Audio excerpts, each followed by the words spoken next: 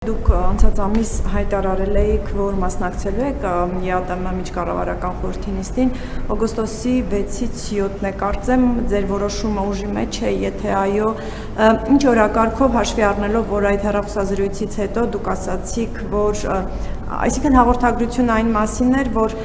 եղած խնդիրների ուղղությամբ քայլեր ձեռնարկելու փոխարեն ռուսական կողմը շարունակում է պնդել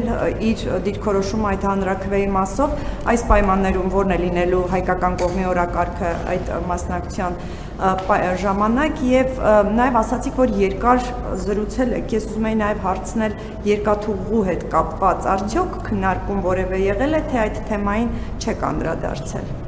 Երկաթուղու հետ կապված քննարկում չի եղել, բայց երկաթուղու հետ կապված մեր դիրքորոշումը շարունակում է մնալ նույնը։ Դա մեր սեփականությունն է եւ Հայաստանի Հանրապետությունը պետք է հնարավորություն ունենա այդ երկաթուղին օգտագործել այնպես, ինչպես ինքը նպատակահարմար է գտնում։ Ես ուզում եմ շատ հստակ լինել այս հարցով, այլընտրանք չկա սրան։ Բավարար չափով, բայց ոչ անվերջ։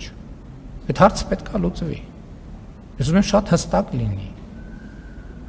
Եվ ելի եմ ասում, հիմա շատ քննարկում են, փորձում են ինչ-որ բաներ, հիմնական Հայաստանի ընդդիմությունը միջայլոց բան արեք, կալուգացի օլիգարխի միջոցով, այս կթանկանա։ Հայաստանում էլ բաներ կա, որ անվճարը կարող է պարզվի, որ թանգանում է։ Կարող է բաներ կա, որ Հայաստանում գոյություն ունի 30 տարի անվճար, կարող է պարզվի, որ Հայաստանը կսկսի դրա համար տարեկան $2 միլիարդ ուզել։ Ասել կամ տարեկան 2 միլիարդ վարձավճար ունեցեք, կամ էլ մենք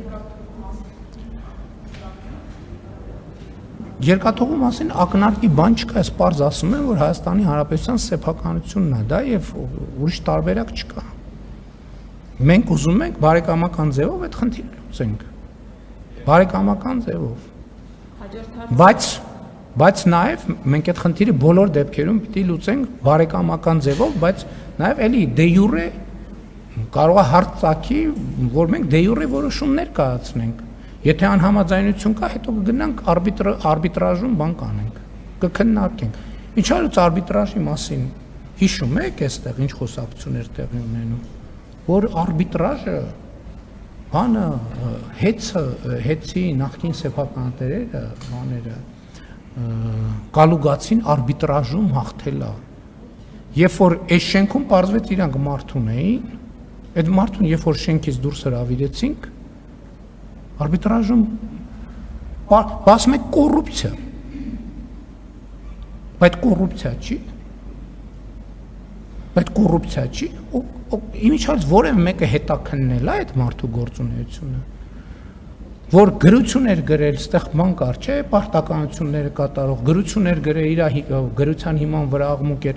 որև ես իրավապահ մարմիններին եմ դիմում, որև մեկը քննել է, հետո գնաց մի ամսից հայտնվեց եռագլուխ կուսակցության պոչում, որև մեկը քննել է, սա կոռուպցիա է, թե կոռուպցիա, այդ ինչ կապեր են գործը։ Ես հիմա նաև հրապարակային առիթից օգտվելով հաղորդում եմ տալիս հանցագործության մասին հնարավոր, չգիտեմ,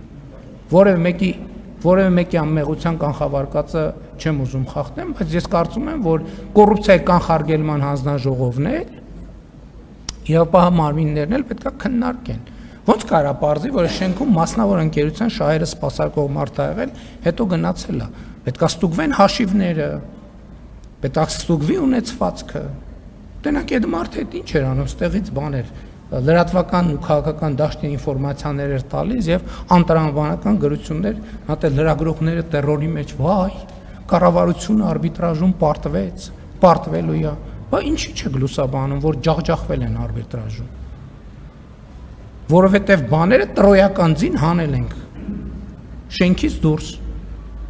Հիմա իրավապահներին կոչ եմ անում, հաղորդում եմ տալիս, թող տրոյական ձիու գործունեությունը քննեն, կոռուպցիայի կանխարգելման հանձնաժողովը քննելա կոռուպցիա, ես նաև պատասխան եմ պահանջում ինստիտուտներից, քննել են այդ դեպքը, թե չեն քննել։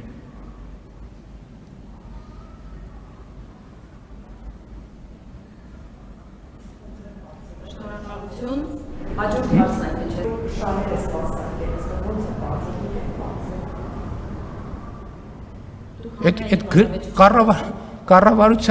Կառավարության դիրքորոշմանը հակասող գրություններ է գրել այդ մարդը։ Վարչապետի հանձնարարականին հակասող գրություններ է գրել այդ մարդը։ Դու արձակ դիրավական գնահատականի, հետո գնացել է հայտնվել Եռագլուխ կուսակցության պոչի ցուցակի մեջ։ Այս պատահական է։ Այդ տենց պատահական, հա տենց ստացվեց։ Հետո պարզվեց Եռագլուխ կուսակցության պոչը ինչ որ տեղերից ֆինանսավորում է ստանում։ Այդ պատահականությունը ոչ մեկ չի հետաքննի դա։ Նույնիսկ պետական մարմինները։ Եվ հետաքրքիր է, իրոք ես պատասխան եմ ակնկալում կոռուպցիայի կանխարգելման հանձնաժողովը այս կոնկրետ դեպքով զբաղվել է, թե չէ։ Մեր իրավապահները այս կոռուպցիայի մասին է կառավարությունից, դրանից ավելի լավ կոռուպցիա եք ուզում։ Ինչի մենք այդ մարդուն որտեղ գործ ենք տվել, հաշիվ ենք վերցրել, փող ենք ուզել, կաշառք ենք ուզել, ծանոթով ընդունվել գործի։ Մյուսը ո՞րն էր։